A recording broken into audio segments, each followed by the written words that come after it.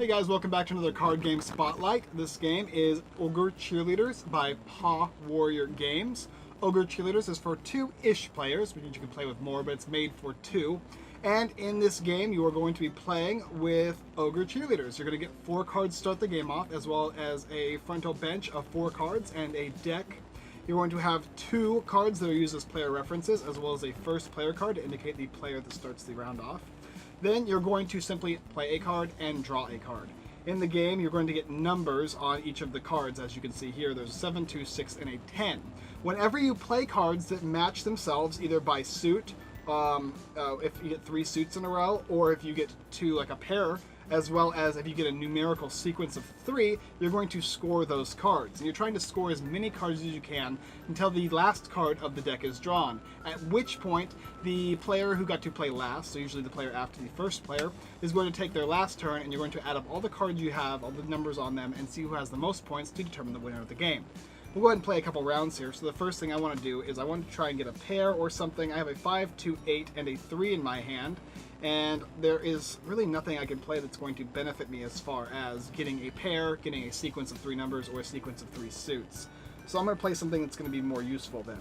Like for instance, I'll play this 8 for now. And it says to draw the top 2 cards from the deck, put one in your hand and the other on either end of the field. So I draw 2 cards. I have an 8 and a 6 here.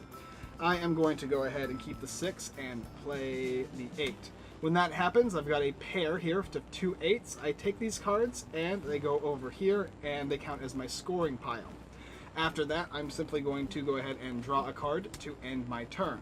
The next player is going to get to go now, and he's got his 4 cards, 8, 1, 3, and 5. Nothing here to help him in that aspect, but maybe he can play something useful.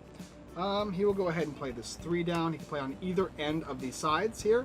And this will actually put 2 lemons right here, 2 onions here. So if he gets another onion, that would be classified as a set of 3 different, 3 of the same type of symbols. And he would score those.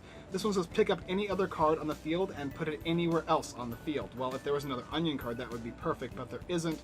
So he will go ahead and put this 2 right here. So there's a 2 and a 3. So on his next turn, he might be able to pull a 4 here and get all of these cards. So he'll go ahead and draw a card. And rinse and repeat, the next player will go ahead and go. This player does not have a 4, unfortunately, so he can't do that. What else could he do? He can play this 3 here. That will give him another pair. Pick up any other card on the field and put it anywhere else on the field, so he will go ahead and put this right here. Then these 2 would score, because it's another pair, and he put it right here. Now what happens when you score things in the middle, so for instance if there's 2 10s right here in the middle, they would crack and you would get these points, and then these cards would actually slide next to each other, and if they actually matched as well, you would score those points as well. So if this was a 2 here instead of a 7, you would score these as well. Now another thing to note too is that if, for instance, all of these cards got exploded and I gained all of these points as this player, you would simply get to take another turn and refresh the entire bench here just like this. Bam! You got 3 of them in a row, which is another score. Awesome. And you would keep going like that. Obviously, the turns range from just simply playing a card and drawing a card until the deck is ended, in which case you're going to take all the cards, count them all up. Whoever has the most points is the winner of Ogre Cheerleaders. So what to say about Ogre Cheerleaders? Well, this game is a lot of fun, very enjoyable, very quick to learn, and very easy to learn. Very simple to explain to other players as well. The art is fairly simple. It involves just ogres being cheerleaders, which is a very unique theme, if nothing else, right? And there is a lot of strategy involved in which cards you play, how you play them, and where you play them.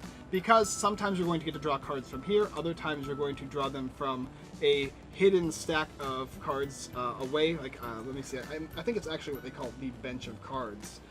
Pick up another card on the field and put it in your hand. What's this one say? Send the card next to this one and the card on the opposite end of the field to the bench. Which is, yeah, sends it away from the stack. Which you can actually use then to be put back into this row. So I guess it's called the field. This is called the field, and this area away from this is called the bench. And you can use cards from the bench to put back based on the cards you're going to be playing in the game.